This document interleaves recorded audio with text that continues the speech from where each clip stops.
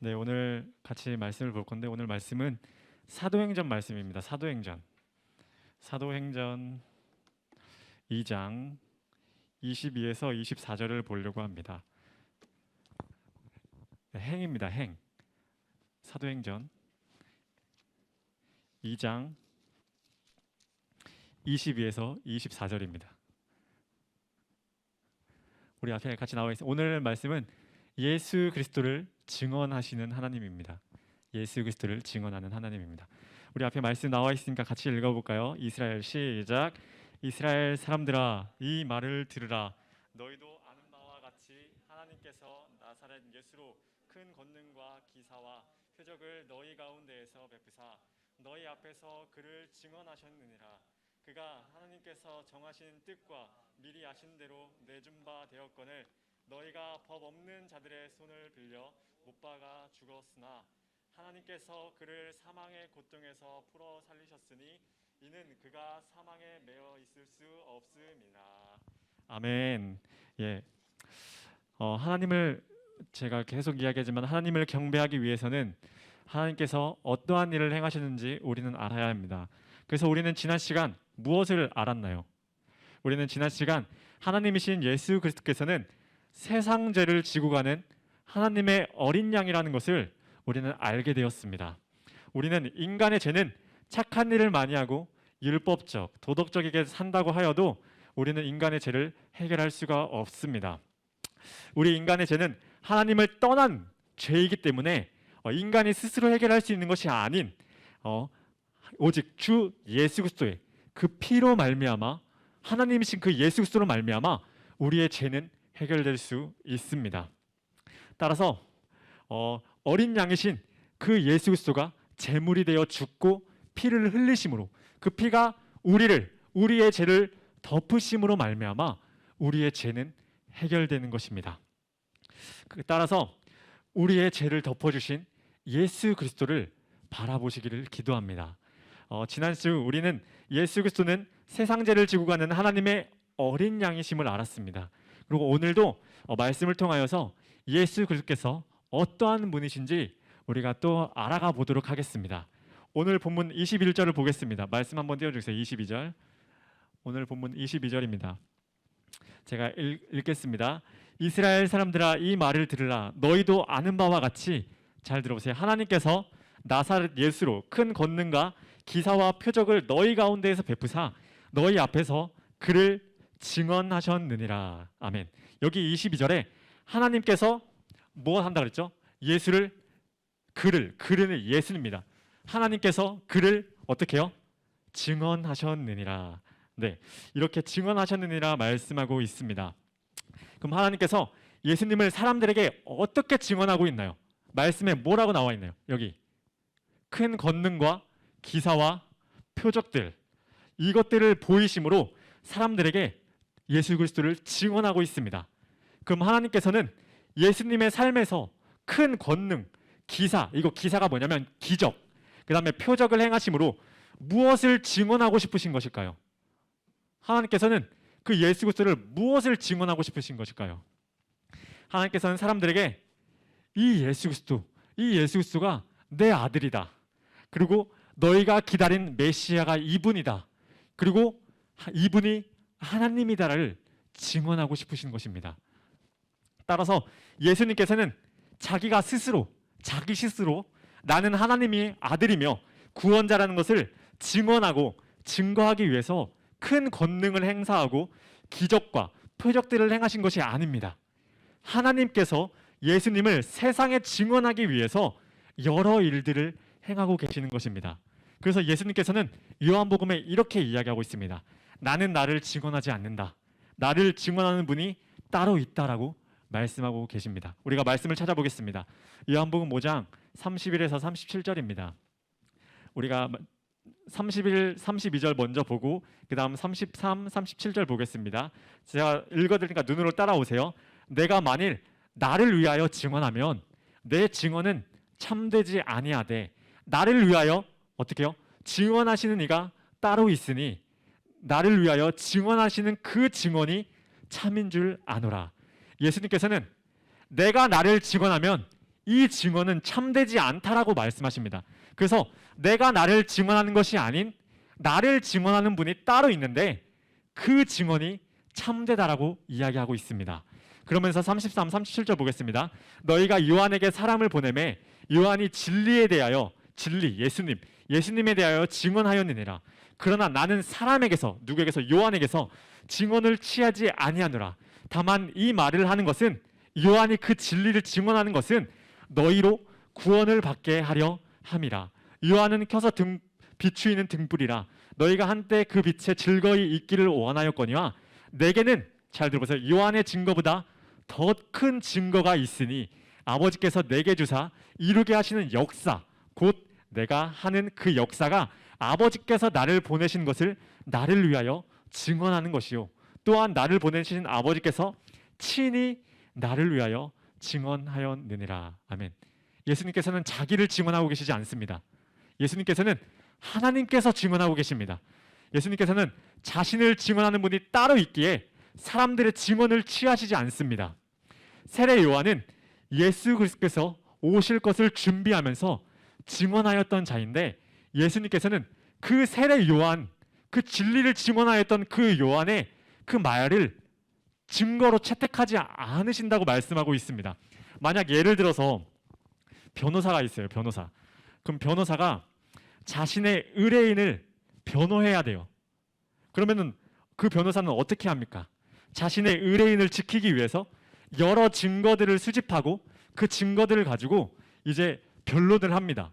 근데 예수님은 자신이 하나님의 아들이시고 메시아라는 것을 증언해야 되는데 증거를 모아야 되는데 사람들에게서 그 증거, 요한이 그 진리를 선포한 그 증거를 채택하지 않으십니다. 사람들의 증거는 채택하지 않으시고 오직 누구의 증언만? 하나님의 증언만. 하나님께서 그 예수 그리스도를 통하여 하시는 그 증언만을 가지고 그것만 채택하십니다. 따라서 근데 왜 예수님은 세례 요한, 그 사람들의 증언을 증거로 채택하시지 않는 것일까요? 그것은 35절 말씀하고 있는 것 같이 요한의 증거보다 더 큰 증거가 있기 때문입니다. 그 증거가 무엇입니까? 말씀하고 있지 않습니까? 그 증거는 하나님께서 예수 그리스도의 삶을 통하여 보여주신 역사, 즉 오늘 본문 21절에서 본 것 같이 큰 권능, 기적, 표적들 그것들이 있기 때문에 예수님께서는 다른 거 다 필요 없고 오직 하나님께서 주시는 그 증거 그것만 가지고 이야기하십니다. 따라서 37절에 나를 보내신 하나님 아버지께서 친히 나를 증언하고 계시니 다른 증거는 필요 없는 것입니다. 하나님의 증언만 있으면 되는 것입니다. 그래서 예수 그리스도께서 하나님께서 증언하신 그 증언만을 가지고 그 삶에서 보여주신 큰 권능, 힘, 그리고 기적, 물 위를 걸으시고 그런 기적들, 그리고 표적, 물이 포도주가 되는 그런 표적들 그런 걸로 보여주시고 내가 하나님의 아들이라는 것을 선포하고 계십니다. 하나님께서 예수님을 증언하고 계십니다. 무엇을 증언하고 있다고 하였나요? 예수가 나의 아들, 그리고 이분이 메시아, 구원자, 그리고 이분이 하나님이라는 것을 하나님께서 그 예수 그리스도를 통하여 증거하고 계십니다. 따라서 예수 그리스도께서 사람들의 병을 고치고 귀신 들린 자가 쫓아내어지고 물이 포도주로 바뀌게 되고 물 위를 걸으시고 그리고 죽은 자를 살려내시는 그 기적들, 그 여러 행함들을 하나님께서 그렇게 보여주심으로 이 자가 내 아들이다, 이게 메시아 구원자이다, 그리고 이 예수가 하나님이다라는 것을 보여주고 사람들에게 가르쳐주고 있는 것입니다.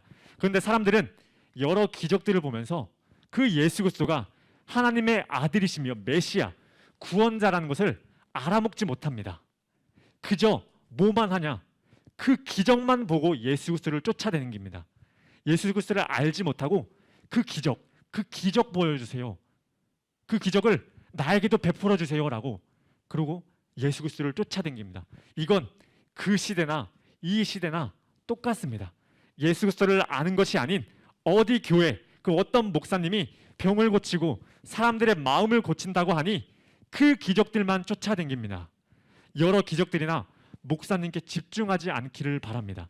기적이 무엇입니까? 기적은 하나님께서 예수 그리스도가 내 아들이며 메시아임을 증거하고 있는 그냥 하나의 현상일 뿐입니다. 그래서 우리는 어디 교회에 어떤 목사가 암을 고치고 병을 낫게 하고 치유한다고 해서 그 병을 고치는 거에 집중하고 그 병 낫는 거, 그 목사님께 집중하는 것이 아니라 이것을 하고 있는 것은 하나님께서 예수 그리스도께서 나의 아들이구나. 그리고 이 자가 구원자라는 것을 가르쳐주고 있는 것입니다. 이것에 집중하시기 바랍니다. 병 낫는 거 말고 예수 그리스도가 하나님이라는 것에 집중하시기 바랍니다. 그런데 사람들은 예수 그리스도께 집중하지 않습니다. 자신도 어떻게 고침을 받아볼까, 어떻게 병 고쳐주는 그 교회에 찾아가게 되고 병 고치는 은사를 행하는 그 목사님께 집중을 하게 됩니다. 어떤 기적에 속지 마시기 바랍니다. 오직 주 예수 하나님께만 집중하시기 바랍니다. 그래서 사도행전 14장에 바나바와 바울이 어느 마을에서 전도를 하면서 전도를 하는데 거기에 걷지 못하는 한 사람이 있었습니다. 그래서 바나바와 바울이 그 걷지 못하는 그 사람을 고쳐줍니다. 기적을 행하게 됩니다. 근데 그 사람들이 그것을 보고 그 마을 사람들이 어떻게 하냐? 바울과 바나바를 신처럼 여기고 그 자들을 예배하려고 합니다. 이때 바나바와 바울은 어떻게 하였을까요? 사도행전 14장 14에서 15절입니다. 우리가 같이 읽어볼까요? 사도행전 14장 14에서 15절 있나요? 없습니다. 그럼 제가 읽겠습니다. 두 사도 바나바와 바울이 듣고 옷을 찢고 무리 가운데 뛰어들어가서 소리질러 이르되 여러분이여 어찌하여 이러한 일을 하느냐? 우리도 여러분과 같이 성정을 가진 사람이라. 여러분께 복음을 전한 것은 이 헛된 일을 버리고 천지와 바다 그 가운데 만물을 지으시고 살아계신 하나님께 돌아오게 하려 함이니라. 아멘. 바나바와 바울은 마을 사람들이 자신을 신처럼 여기고 기적을 행하니까 자신을 신처럼 여기고 바나바와 바울을 예배하려고 하니까 그 자들에게 옷을 찢고 뛰어들어가서 소리 지르면서 왜 이런 일을 하느냐? 나도 너희들과 같은 똑같은 사람이다. 우리에게 집중하지 말아라. 내가 사람을 고치고 그 복음을 너희에게 전하는 것은 하나님께 돌아오게 하려 합니다. 그러니까 제발 우리에게 집중하지 말고 그 돌아오게 하시는 그 하나님께 집중하여라고 이야기를 하고 있습니다. 따라서 바나바와 바울이 말하는 것 같이 기적과 사람에게 집중하는 것이 아닌 천지와 만물을 지으신 하나님께 집중하시기 바랍니다. 하나님께서는 예수 그리스도가 메시아, 구원자인 것을 알고 오직 주 예수 그리스도께 예배하는 것을 원하고 계십니다. 기적에 집중하고 그것을 원하는 것이 아니라 그 기적을 통하여 예수님께 집중하기를 바라고 계십니다. 그래서 하나님께서는 인간의 수준에 맞춰서 병이 낫고 귀신 들린 자가 쫓아내어지고 물 위로 걸으시는 여러 기적들을 행하심으로 예수님이 메시아라는 것을 우리에게 가르쳐주고 있습니다. 이렇게 하나님께서는 예수 그리스도를 사람들에게 이 자가 메시아, 구원자, 하나님이야 라는 것을 증언하시고 그렇게 알리시고 십자가의 길로 끌고 가십니다. 십자가, 즉 하나님께서는 창세 전에 계획하셨던 그 계획을 이제 실행에 옮기십니다. 오늘 본문 말씀 23절입니다. 제가 읽겠습니다. 그가 하나님께서 정하신 뜻과 미리 아신 대로 내준 바 되었거늘 너희가 법 없는 자들의 손에 빌려 못 박아 죽였으나. 아멘. 여기 23절에 하나님께서 정하신 뜻과 미리 아신 대로 내준 바 되었거늘이라고 말씀하고 있습니다. 하나님께서는 자신의 아들이 십자가에서 죽게 될 것이라는 것을 이미 계획하시고 그리고 이 땅에 예수 그리스도를 내려보내시는 것입니다. 그래서 하나님께서 예수님을 십자가의 길로 끌고 가서 죽게 하시는 것입니다. 이것이 하나님께서 원하시는 것입니다. 이사야 53장 10절 보겠습니다. 이것이 있나요? 이사야 53장 10절. 우리 이거 같이 말씀 읽어볼까요? 여호와께서 시작. 여호와께서 그에게 상함을 받게 하시기를 어떻게 해요? 원하사 질고를 당하게 하셨은즉 그의 영혼을 속건 제물로 드리기에 이르면 그가 씨를 보게 되며 그의 날은 길 것이요 또 그의 손으로 여호와께서 기뻐하시는 뜻을 성취하리로다. 아멘. 여기 여호와께서 그에게, 즉 예수님이 상함 받게 하시기를 원하사라고 말씀하고 있습니다. 여기서 원하사, 이 히브리어 원 뜻을 보면 이 원하사가 기뻐하다, 즐거워하다입니다. 따라서 하나님께서 예수님이 상함받는 것, 그리고 어린 양 제물이 되어서 죽는 것을 기뻐하고 즐거워하신다는 것입니다. 왜 기뻐하고 즐거워하셨을까요? 10절 마지막을 보면 여호와의 기뻐하신 뜻을 성취하기 때문입니다. 하나님의 뜻이 성취되기 때문입니다. 예수 그리스도의 상함과 죽음이 없었다면 하나님이 계획하신 그 뜻은 성취가 되지 않습니다. 그리고 하나님의 뜻이 이루어지려면 예수 그리스도의 상함과 죽음이 꼭 필요합니다.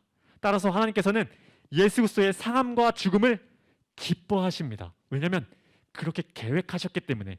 그래서 우리가 인간적인 마음으로 하나님께서는 예수 그리스도가 죽으실 때 얼마나 마음이 아프셨을까, 얼마나 힘드셨을까 감정적으로 다가가지 않으셔도 됩니다.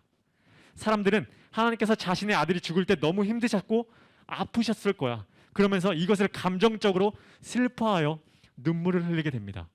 이것을 감정적으로 다가갑니다. 하지만 하나님께서는 기뻐하시고 즐거워하셨습니다. 그래서 우리도 그 사건을 기뻐하고 즐거워하는 것입니다. 우리가 슬퍼하는 것이 아니라 감사해야 되고 즐거워해야 되고 기뻐해야 됩니다. 하나밖에 없는 아들 그 예수 그리스도를 어쩔 수 없이 죽여야만 했던 것이 아닙니다. 이미 하나님께서는 창세 전에 계획하신 것이고, 이 태초, 이 나라가, 이 땅이 지어지기 전부터 이미 계획하신 그 계획대로 이 땅을 계획하신 것입니다. 그래서 이 땅을 계획하시고 끌고 가시고 그 예수 그리스도가 오게 하시고 그 계획을 이루시기 위해서 예수님을 십자가에 그냥 내어주는 것입니다. 죽으라고. 그래서 사람들이 예수 그리스도를 십자가에서 못 박혀 죽이라고 외칠 때, 그리고 예수 그리스도가 십자가에 못 박혔을 때, 그 사람들이 거기서 조롱했을 때 사람들이 네가 신이라면 거기서 내려와봐, 하나님이 도움을 구해봐 라고 했을 때 하나님은 그냥 침묵하고 계시는 것입니다. 왜? 그 계획이 이루어져야 되니까. 사람들은 거기서 불평합니다. 하나님은 했었어야지, 왜 안 해? 아닙니다. 하나님의 계획은 죽는 것이기 때문에, 그것이 기쁨, 즐거움이기 때문에 하나님은 그냥 죽으라고 그냥 내버려 두는 것입니다. 그래서 우리가 이것을 슬퍼하지 않았으면 좋겠습니다. 이것은 기쁨입니다. 우리의 죄가 해결되는 것이기 때문에 이것은 우리의 기쁨, 즐거움입니다. 따라서 그 계획에 맞게 예수 그리스도를 십자가에서 죽게 하십니다. 그럼 왜 예수 그리스도를 죽이셨을까요? 우리가 지난주에 살펴보지 않았습니까? 인간들의 죄를 덮어주시기 위해서입니다. 구약의 제사 보지 않았습니까? 어린 양이 죽고 피가 제단에 뿌려져야 죄사함을 받게 됩니다. 그러니까 그것과 같이 어린 양이신 예수 그리스도께서 죽어 그 피가 뿌려져야, 우리 죄 위에 뿌려져야 우리의 죄가 용서가 되고 그 상함에서 구원받게 되는 것입니다. 예수 그리스도께서도 이 모든 것, 자신이 죽을 것 다 아셨습니다. 그래서 하나님, 이 잔을 내게서 옮겨주시옵소서라고 이야기하지만 그 마지막에 뭐라고 이야기하냐? 하나님, 이 잔을 내게서 옮겨주세요. 하지만 하나님의 뜻대로 하시옵소서. 예수님도 다 아셨습니다. 죽을 거 다 아셨습니다. 하지만 하나님의 뜻이 그거기 때문에 나는 하나님의 뜻대로 끌려갑니다. 하나님은 다 아셨습니다. 예수 그리스도도 다 아셨습니다. 하지만 예수님께서 하나님의 그 뜻에 순종하는 것입니다. 하지만 하나님께서는 예수 그리스도께서 십자가에서 죽은 상태로 그냥 내버려 두지 않으십니다. 다들 아시는 것처럼 하나님께서는 예수 그리스도를 죽음에서 부활하게 하셨습니다. 예수님께서는 죽음에 머물러 계시는 것이 아닌 부활하셔서 영원히 살아계신 하나님이십니다. 그럼 하나님께서는 왜 예수 그리스도를 죽음 가운데서 부활하게 하신 것일까요? 그것은 자신이 여러 기적들 그리고 표적들을 통하여 예수 그리스도를 어떻게 하였다고요? 자신의 그 자가 내 아들이며 메시아, 구원자, 하나님이라는 것을 증언하였습니다. 그 증언을 확실하게 증거하기 위해서 예수 그리스도를 살려내시는 것입니다. 말씀을 찾아보겠습니다. 사도행전 5장 30에서 31절입니다. 사도행전 5장 30에서 31절 우리가 같이 읽어보겠습니다. 짧습니다. 너희가 나무에 달아 죽인 예수를 우리 조상의 하나님이 살리고 이스라엘에게 회개함과 제사함을 주시려고 그의 오른손으로 높이사 임금과 구주로 삼으셨느니라. 한 말씀만 더 찾아보겠습니다. 에베소서 1장 20절에서 22절입니다. 읽어보겠습니다. 그의 시작.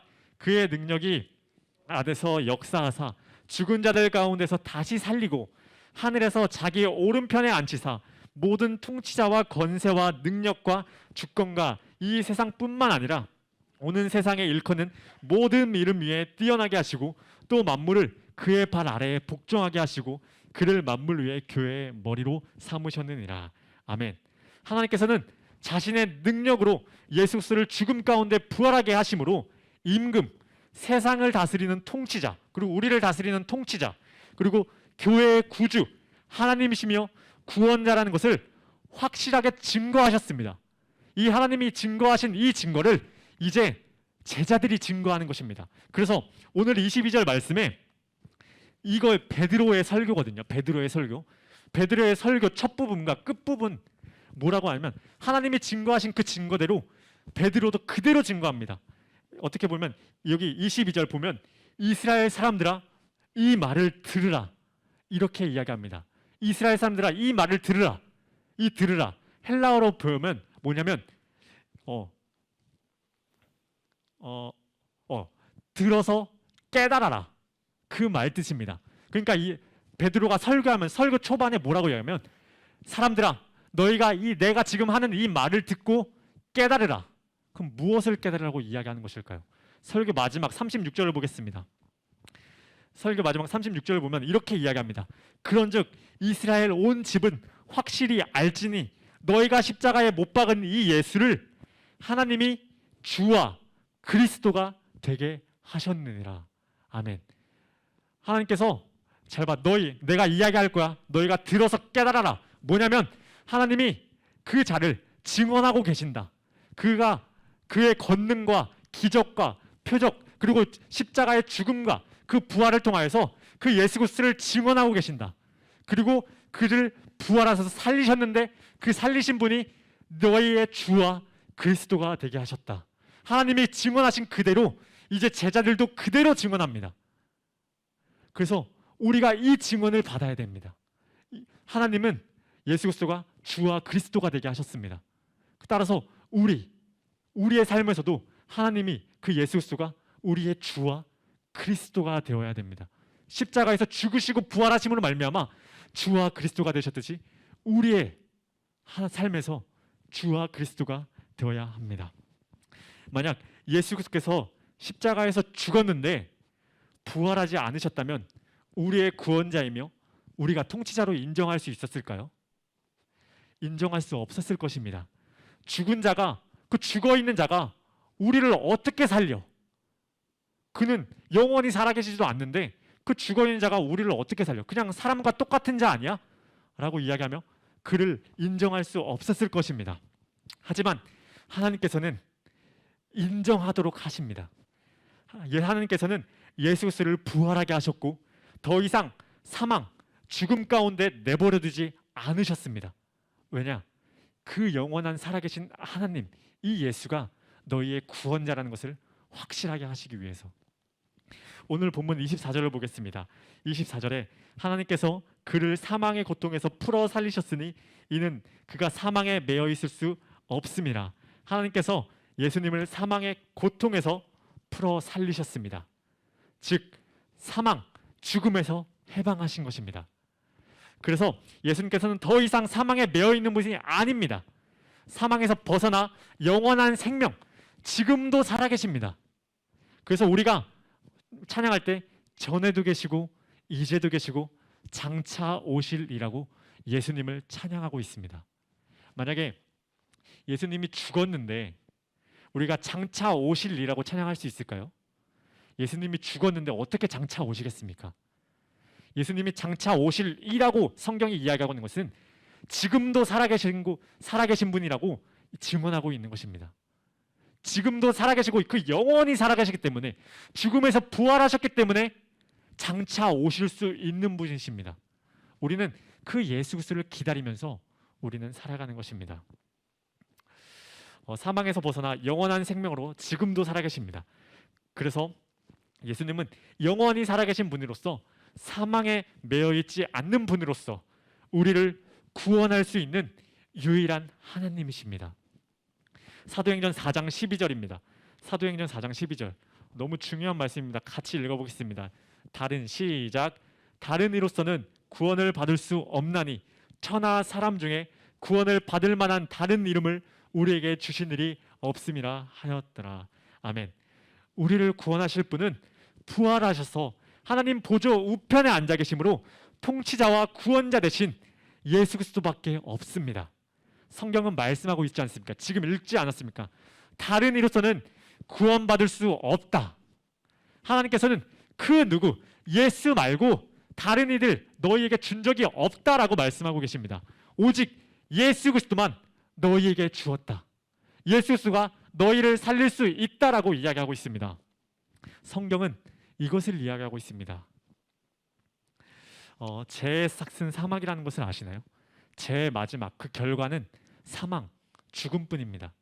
인간에게는 다 죄가 있습니다.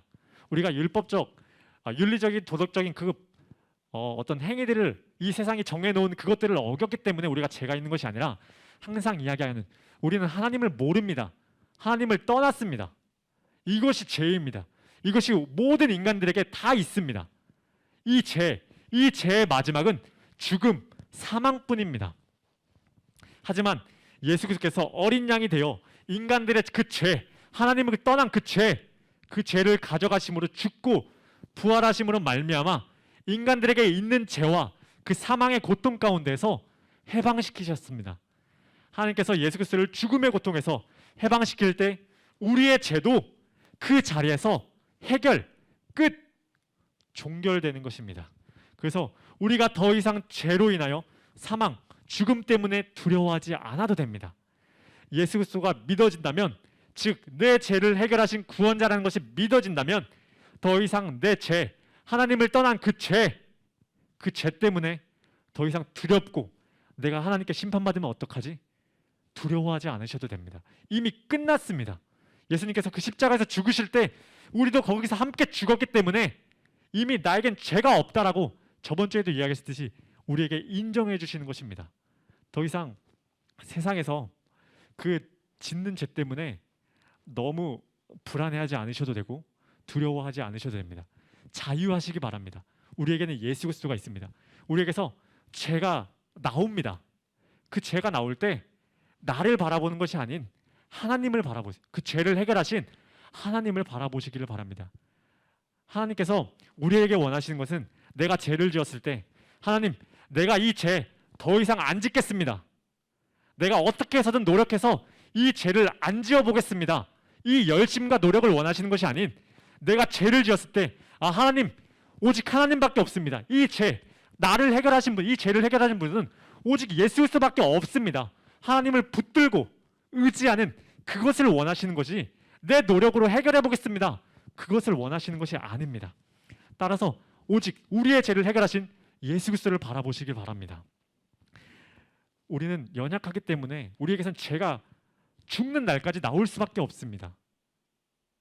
어떻게 해서든 나올 수밖에 없습니다. 사도행전 5장 30절, 31절에 우리 아까 읽은 것처럼 예수를 우리 조상의 하나님이 살리고 이스라엘에게 회개함과 제사함을 주시려고 그의 오른손으로 높이사 임금과 구주로 삼으셨느니라 말씀하고 있지 않습니까? 하나님께서 예수 그리스도를 죽음에서 살리심으로 회개함과 제사함을 주셨습니다. 따라서 우리 인간이 죄를 사할 수 있는 것이 아닙니다. 하나님께서 예수 그리스도를 죽이시고 부활하게 하심으로 그 구주 예수 그리스도를 하나님으로 그렇게 놔두시고 우리의 죄를 사해 주시는 것이지 우리가 우리의 죄를 사할 수 있는 것이 아닙니다.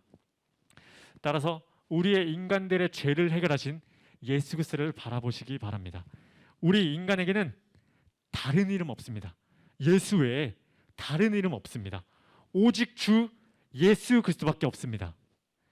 예수 그리스도를 꼭 붙드시길 바랍니다. 우리가 삶에서 예수 그리스도를 붙들어야 됩니다. 정리하겠습니다. 하나님께서는 예수 그리스도를 사람들에게 하나님의 아들이며 구원자, 메시아이심을 증언하고 계십니다. 이 증언은 예수 그리스도께서 십자가에서 죽었을 때 그리고 하나님께서 부활하게 하심으로 더 확실해졌습니다. 하나님께서 예수 그리스도를 살리심으로 세상의 통치자와 교회의 구원자가 되게 하셨습니다. 인간의 죄를 해결하신 분은 오직 주 예수 그리스도밖에 없습니다. 그 누구도, 내 자신도, 나도 이 인간의 죄를 해결할 수 없습니다. 따라서 하나님의 뜻을 성취하시고 그리고 죽으시고 부활하신, 지금도 살아계신 그 하나님을, 그 예수 그리스도를 붙잡길 기도합니다. 우리가 한번 찬양하겠습니다. 네, 이 땅 위에 오신 우리가 찬양할 텐데, 이 땅 위에 오셨습니다. 하나님이신 그 예수 그리스도께서 이 땅 가운데 오셨습니다. 그 찬양을 우리가 함께 찬양하겠습니다.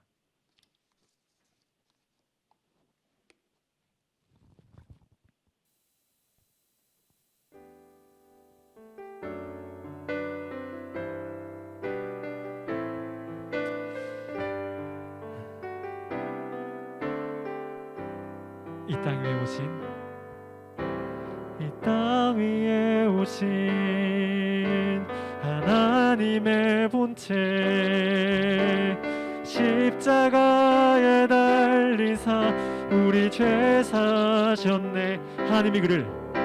하나님이 그를 지극히 높여 어떻게 해요? 모든 이름 위에 뛰어난 이름을 주사 이 땅에 오신, 이 땅 위에 오신 하나님의 본체 십자가에 달리사 우리 죄 사셨네. 하나님이 그를 지극히 높여 모든 이름 위에 뛰어난 이름을 주사 우리 예수 이름 앞에 절하고 모든 입이 주를 시네. 영광 중에 오실 줄을 보리라. 선포해 왕께 만세. 존귀와 위엄을 찬양해. 왕께 만세. 주 예수 하나님. 마지막으로 왕께 만세. 왕께 만세. 존귀와 위엄을 찬양해. 왕께 만세. 주 예수 하나님. 주 예수 하나님. 주 예수 하나님. 주 예수 하나님. 주 예수 하나님. 하나님께서 우리에게 이 찬양을 받고 싶어 하십니다. 그 예수님이 하나님이시라는 것을, 그 찬양을 받고 싶어 하십니다. 우리가 한번 기도하겠습니다. 하나님, 주 예수는 하나님이십니다. 우리가 이렇게 한번 고백하겠습니다. 하나님, 예수는 하나님이십니다. 우리가 이렇게 한번 찬양하고 고백하겠습니다. 기도하겠습니다. 하나님, 주 예수님은 하나님이십니다. 하나님은 우리에게서 이 찬양을 받으시고 싶어 하십니다. 하나님, 우리 친구들의 입술에서 하나님은, 그리고 예수님이 하나님이시라는 것을 찬양하고 예배하게 하여 주시옵소서. 예수 그리스도는 하나님이십니다.